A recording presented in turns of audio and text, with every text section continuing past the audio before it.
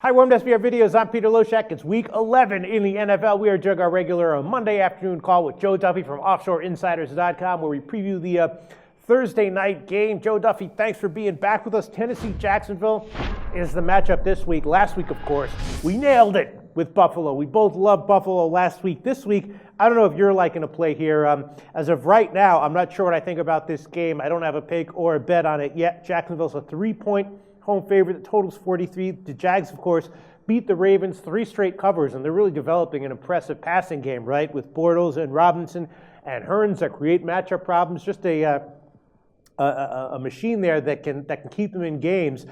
Something that makes me a little bit nervous to bet against Tennessee, though. You know, I guess we can forgive them for the loss and ATS loss against the Panthers last week. The Panthers are just a juggernaut, right? They're just a very, very impressive team. We can kind of throw that one out.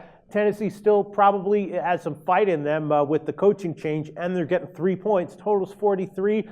Also not sure what I think about that. Joe Duffy, what do you have to say about this matchup? Yeah, well, Peter, last Thursday, don't rub it in. Usually we beat the line moves, but last week the line moves beat us, and I was so afraid after the line went from like 3.5 down to 1. I wound up passing on the game, but yeah, there was no question the Bills were the great play. As you alluded to, as far as this week, the Jaguars' passing game clearly is developing. Young quarterback, young wide receivers. Meanwhile, Tennessee, look, Mariota's missed a couple games. He's back to being healthy. I think both of these teams really have an upside with their passing game, and both of these teams are going to have pretty good opportunities. The Titans allow 7.3 yards per pass versus teams normally getting 6.9. The Jaguars, 7.1 to 6.8. But both of these teams are good against the run. So, again, if you want to go against each one of these teams' weaknesses, you would pass the ball. And on offense, both of these teams, where's their biggest upside in their passing game? It's still a fairly low total. The Jaguars are one of the top over teams in the NFL this year. They've gone over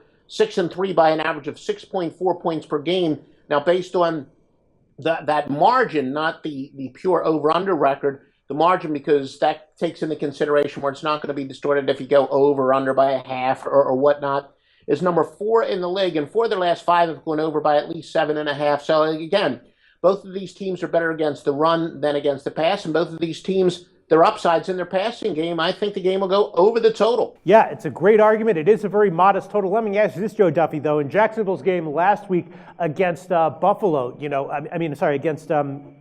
against the Ravens, they basically stacked the box, daring Flacco to beat them in the passing game, and they couldn't do it. And the Ravens also are as banged up as you could possibly want from a team, and vulnerable in the secondary. And Jacksonville could have passed all day against them. They got the win, but that game still wound up going under. The question is here, Tennessee's probably going to be stronger in the secondary relative to the Ravens.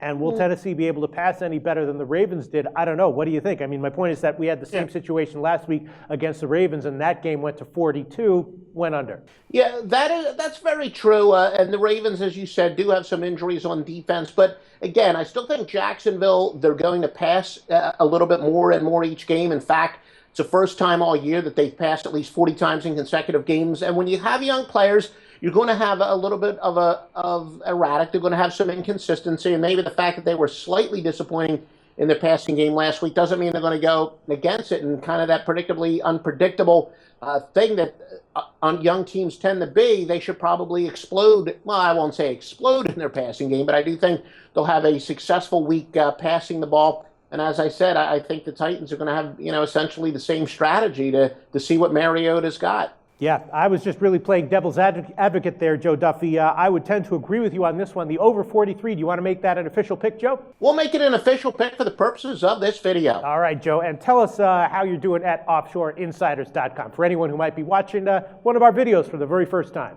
Well, it's been a fantastic year in the midst of a spectacular year, one of the greatest ever assembled, and a lot more is ahead. It's early. I already looked. I know we're going to have some big college football games this weekend until we're recording this for the Monday night game where some of my databases haven't updated yet, but it's going to be a great weekend this week, actually weekday as well. College basketball, our best systems are starting to click. Just visit OffshoreInsiders.com for the exact details what we got on the day you watch this. Okay, thanks, Joe. Thank you, Peter.